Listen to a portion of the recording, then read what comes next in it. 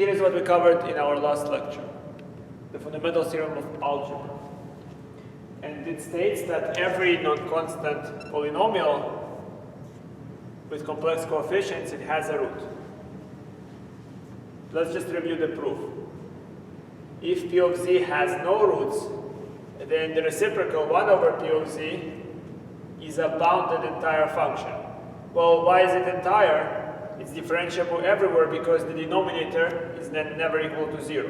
So 1 over this expression is just a rational function in a place where you can differentiate. Also, notice why bounded. If we take limit as z goes to infinity, 1 over P of z is equal to 0. That means that if we select a disk centered at the origin, then in the closure of that disk, this is a compact set, and over a compact set, the function 1 over P of z attains both max and min. So in other words, the max and min here cannot be too large. There is going to be, this maximum has to do with the minimum of the function P of z, which, assuming there are no zeros, must be bigger than some delta, which is bigger than 0. Therefore, over this region, the maximum is of 1 over P of z is at most 1 over delta. And then as we push out, you can see the limit is essentially 0. So that makes it a bounded function. By Liouville's theorem, this then implies that 1 over P of z is a constant map. And this is, of course, a contradiction because 1 divided by a non-constant function changes. The fraction changes with its denominator.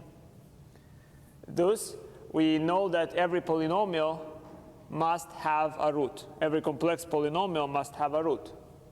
What's the consequence? So any non-constant polynomial must therefore be onto the entire complex plane. The entire complex plane is in its range. Here is why. Pick any number a in C and solve the equation P of z equal to a. That's the same as the equation P of z minus a equal to 0. And that's another polynomial. And this new polynomial must also have a root. So therefore, we have a question. We have seen that entire functions are, in essence, power series. A better word for it might be infinite polynomials. Therefore, we would expect entire functions to behave very much like polynomials. Must then the entire function also be onto? Well, here is an example. Consider f of z equal to e to the z. This function is entire. It's differentiable everywhere. However, observe that the equation f of 0 equal to 0 has no roots. It has no roots because, well, when we take the magnitude of f of z, we see that it's the same as the exponential raised to the real part of z, and this, from single variable calculus, can never equal 0. But on the other hand, if we select a target w not equal to z, then the value z equal to log of absolute value w plus I argument w, where argument w is inverse tangent of the imaginary over the real part of w plus any 2 pi n, provides infinitely many solutions for which f of z equals to w. It can be shown that if an entire function misses 2 or more points, on the other hand, then the function must be constant. So e to the z exhibits the worst possible outcome for an entire function. It's not onto, but it's not onto by 1 point. Any function that misses more than 1 point and is entire must be a constant. And that's a deep result. It's Picard's little theorem.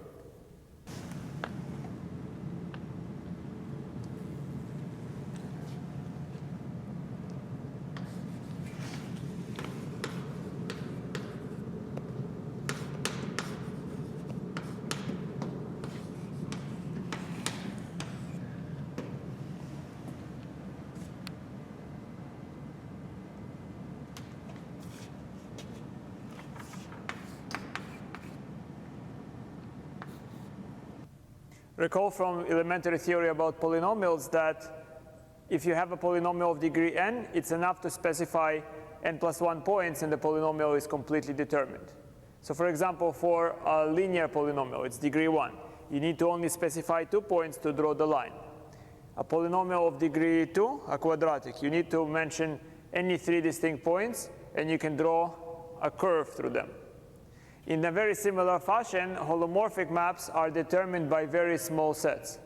That is because holomorphic functions can be thought of as infinite polynomials. That's where the analogy might be coming from. So here is a precise statement and proof of that result.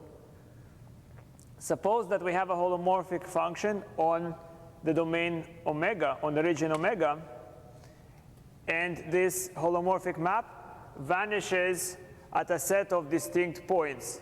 And that set of distinct points has a limit point. And that limit point is, by the way, also in omega. We are going to prove that if this happens, then f is identically equal to 0. For that, let's begin defining the set U, which is the interior of the set of all z that are vanished under f. So this is interior of the set of all roots of f. And in particular, the way this set is going to work is z belongs to that set if not only f at z is 0, but also f at z and all the neighborhood, and a small neighborhood around z. All the members of that neighborhood are also mapped to 0. So here is a neighborhood of radius r around z, and it's entirely mapped to 0. So that's the meaning of that set. We are going to show that the set U is non-empty, open, and closed.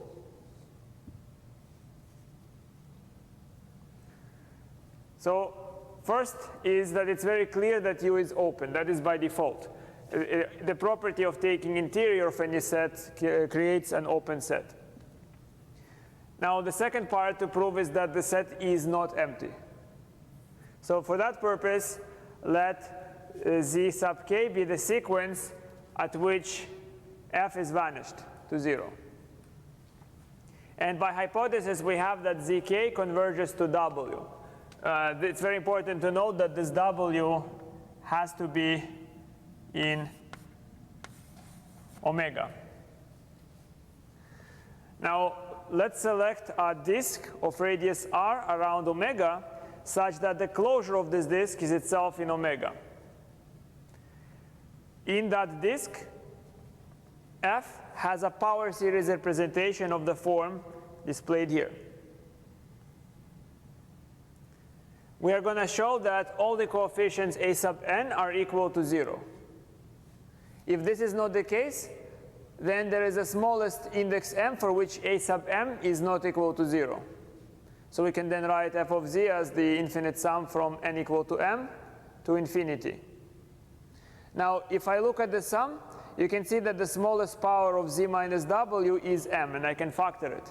So I can write this expression as a sub m, z minus w to the m, plus the remaining things. The remaining terms are all having power at least m plus 1 or bigger.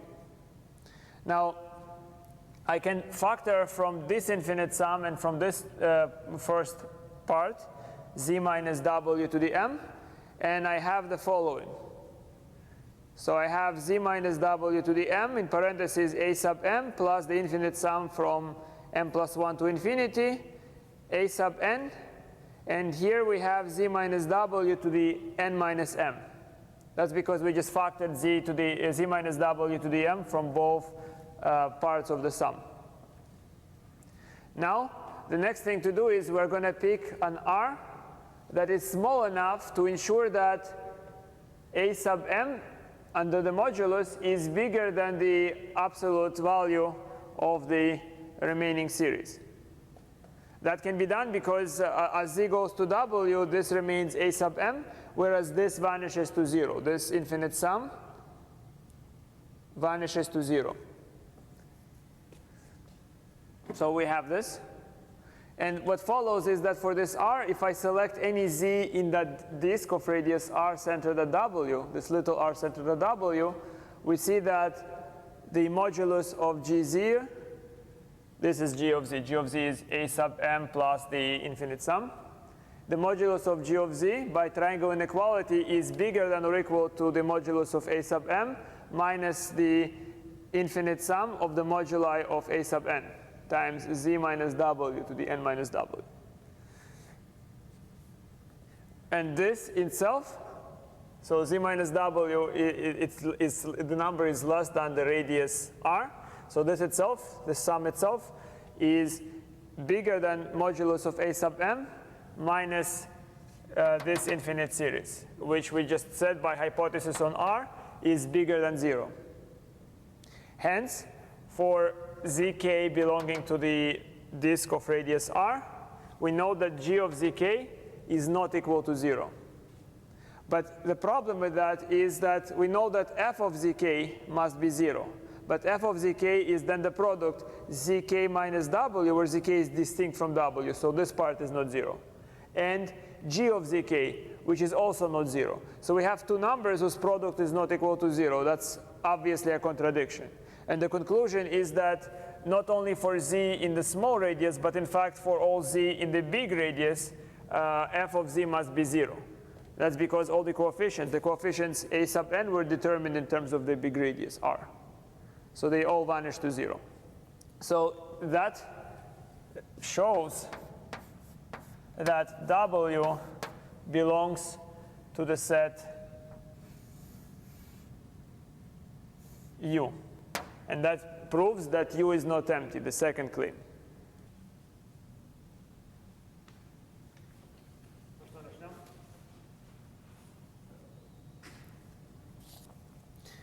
Finally, we arrive at the last part of the proof. We want to show that U is a closed set. To that, pick any v that is a limit point of U. And let alpha sub k be the sequence of points in U that converges to this v. Now, f at alpha sub k by default will vanish to 0.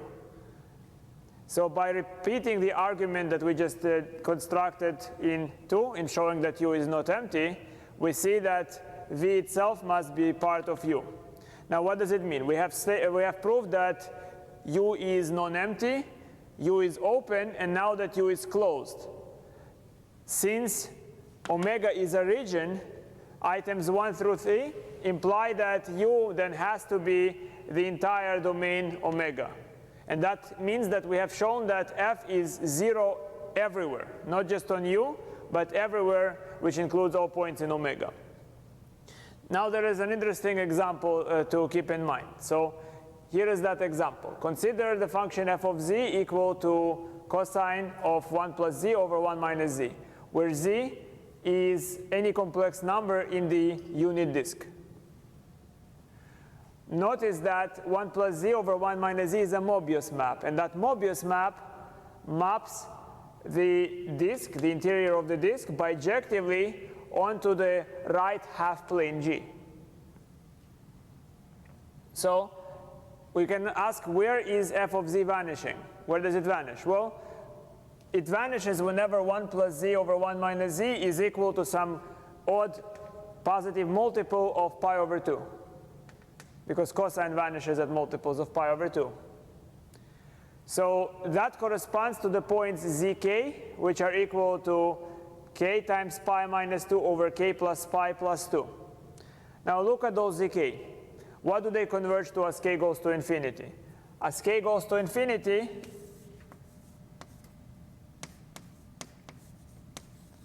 this converges to 1. So we have a sequence of points on which the function vanishes that converges. How is it not violating this theorem? For f of z is not constant. It's not equal to 0. Well, that's because 1 is not inside of the domain of analyticity. 1 does not belong to D. So no violation or no contradiction.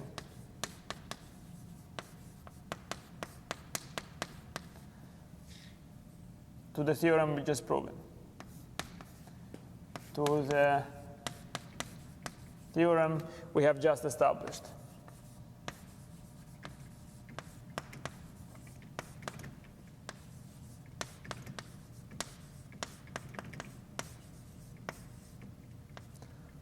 You see that? Because at 1 minus z is infinity. And that's not a place where our function is, where the domain of the homomorphicity is defined. So z has to be less than 1. That's the worst that can happen. If the sequence converged, inside of the disk D, the function would have had to be constant and equal to 0, in fact.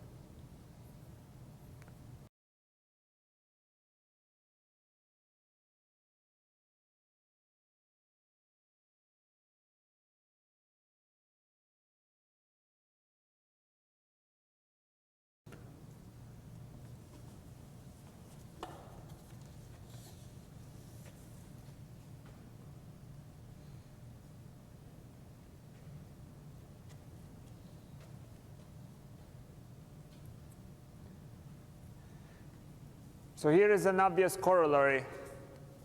Suppose f and g are holomorphic functions in omega.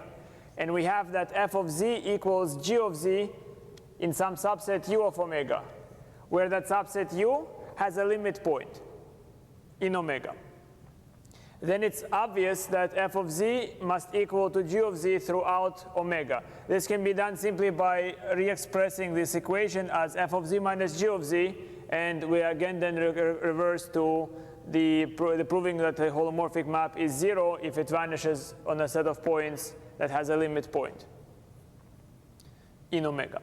So here is the theorem, Morera's theorem.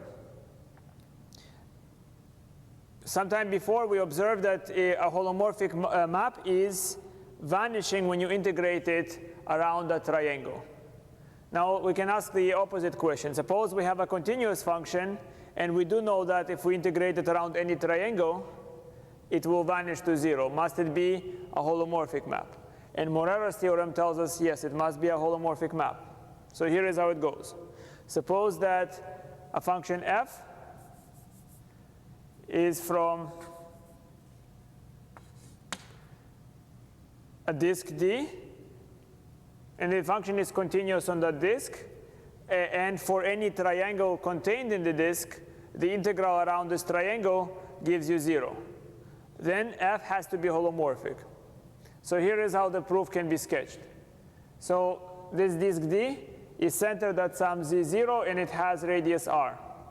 We are going to define capital F at z to be the integral over omega of f of w dw. Here is the picture of omega. So this is the disk, z0 is the center, and omega is going to be made of 2 line segments. One horizontal, the other one vertical. So what we do is from z0, we will displace horizontally directly below z. And that seems to be the displacement to z0 plus the real part of z minus z0. And then we climb directly upward to z. Now this construction tells us that if we try to take the derivative of f prime of z, we will get little f of z. And I'm not going to redraw the proof. It is exactly the same argument for Cauchy's theorem. When we described Cauchy integral formula, well, when we described that a holomorphic map in the disk vanishes as you integrate it along any closed curve inside of the disk. So what follows is that this derivative of capital F of z gives us little f of z. In particular, this capital F of z, defined here, is a holomorphic map. So that means that it is infinitely differentiable. If it's infinitely differentiable, I can differentiate it 2 times to obtain the derivative of little f. And that implies that, that little f is holomorphic in the disk. So now we move to the next topic, that is sequence of holomorphic functions. And here's what happens. Suppose we pick a sequence fs sub n of holomorphic functions, and they converge uniformly to some function f. They converge uniformly on every compact subset of omega. Then it follows that f is holomorphic in omega. So let's prove that. By Morera's theorem, it suffices to show that the derivative of this little f exists in any disk. So in other words, it suffices to show that the integral of f of z dz, when you integrate over a triangle, is equal to 0, and that triangle is inside of some disk. So fix a disk. For that, if we can show for that fixed disk that the integral around t is 0, then we have shown that f is holomorphic. So here we pick the disk D, and inside of this disk D, pick any arbitrary triangle T. Now, what we want to show is that the map f is holomorphic, and that means that its integral, it's equivalent to its integral being equal to 0 around t. So here, the proof is very simple. The integral of f over t is equal to the integral of the limit as n goes to infinity of the holomorphic sequence of functions. Now, I am able to push the limit out of the integral sign by the uniform convergence property. So this UC means uniform convergence. Fn converge uniformly to f. So under this condition, you know that you're able to move the limit out. Once the limit is out, what do I have as this integral here? This is obviously 0, because integrating a holomorphic map over a closed curve inside of a disk must be 0. So we have shown that this function is holomorphic in the disk by Morera's theorem. Now finally, how does it prove that we have differentiability everywhere in omega?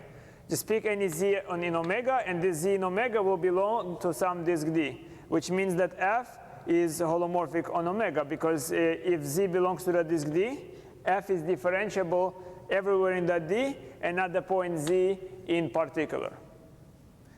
Moving on. Even more can be shown about sequences of holomorphic maps. So in this case, suppose that we have a sequence of holomorphic maps just as before, and they converge uniformly to f. Not only do they converge uniformly to f, but it's true that the derivatives of this map, so the derivatives of the sequence of holomorphic maps will converge to the derivative of f on every compact subset. So here is a proof. So this is our set omega, our origin omega, and we are assuming uniform convergence on compact subsets. So I would just like to briefly explain why, without loss of generality, we may as well assume that the sequence of holomorphic maps f sub n converges everywhere uniformly on omega, not just on compact subsets. In the proof that would follow, we use integration around circles. So if you look at this outlined rectangular shape, this polygonal shape, this represents a compact set. This compact set, when it's covered by finitely many disks, now together with those red disks, is a new compact set. And really the discussion can focus only on those compact sets. The white polygonal one and the red disks together. So therefore, since we're only going to focus on those sets, you might as well believe that the function converges uniformly everywhere and no loss of generality incurs. So we have, given delta bigger than 0, we are going to define the region omega sub delta to be the set of all z's in omega that are protected by a closed disk of radius delta away from the boundary of omega. That's what this means. So what it means is that you can see that this red disk, if it's of radius delta and it's centered at some point here, it's entirely contained in omega and does not, and the boundary of the disk does not touch omega. So from that we can use Cauchy integral theorem to estimate the difference between the derivative f prime of n at z and f prime of z. So in absolute value, this is the difference of 1 over 2 pi I of the integral around the circle centered at z that satisfies this condition here. Now that is what it is. This is just the Cauchy formula for the derivative sub n and for the derivative f combined. Doing the estimates for that integral, we see that it's less than 1 over 2 pi.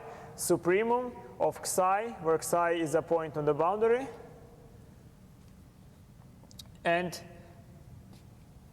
this quantity can be simplified together with the 2 pi to arrive at 1 over delta, where delta is fixed, and the norm distance fn minus f. So that is the biggest possible difference of fn at z minus f at z, which by uniform convergence vanishes to 0 for all z as n grows large. So that proves that the derivatives also vanish.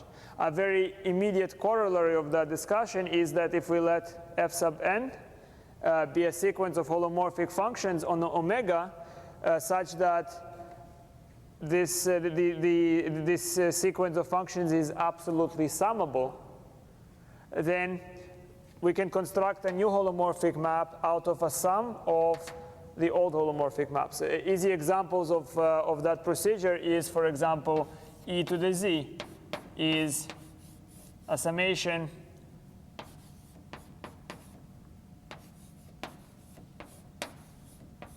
so it's really a summation of polynomial holomorphic maps. So that's the theorem of that generalizes this idea, that we can just build up higher holomorphic maps by just adding absolutely convergent holomorphic functions. So just to remind you how different is the situation in complex analysis with the state of being in real analysis, here is a counterexample. So take the function f sub n from R to R to be 1 over n sine of nx. So clearly, f sub n converge uniformly to 0. But if you take the derivative of this function, the derivative is cosine nx, and this doesn't even converge. On the other hand, in complex analysis, as soon as you have a sequence of holomorphic maps converging to something, their derivatives continue to converge, right? So if fn converges to f, the derivative of fn will converge to the derivative of f. The second derivative of fn will continue to converge to the second derivative of f, and so forth and so on. So in complex analysis, things are very nice, neat, and regular. Whereas in real analysis, as you can see by this example, that does not have to be the case.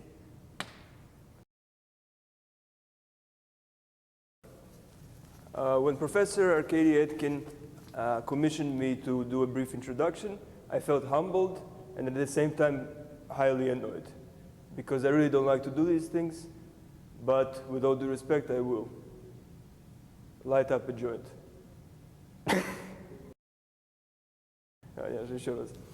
When Professor Etkin asked me to do an introduction, I was humbled and very honored by it.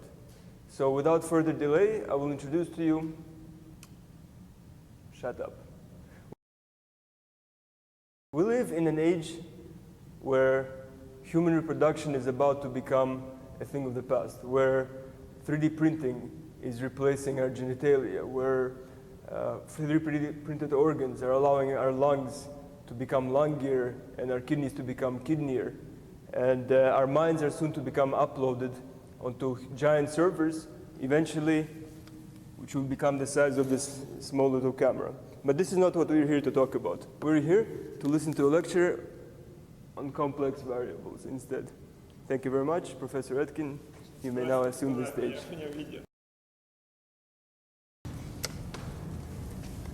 Now at this point of the lecture, while instructor Etkin busies himself readying the next boards and erasing the previous, I would like to talk to you about the subject of subtlety, which many of you unfortunately lack. And this is not a direct statement to the viewer. This is in fact a litmus test of anyone who was just insulted to understand that they in fact lack that which I have stated.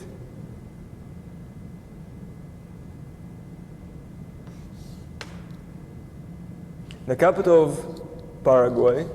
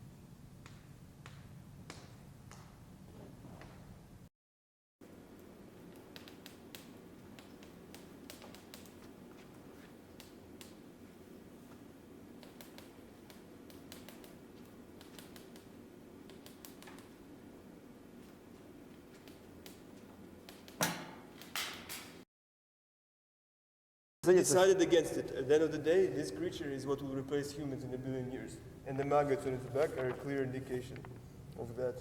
There is a small maggot right at the back of this. Is that what I see? Do you see what I see, Professor? Your trained eye might see. It's about to lay maggots. Ну, мне кажется, что we could kill it. Let's watch it lay maggots for the next half hour. Be part of the lecture, and by the way, extra credit problem.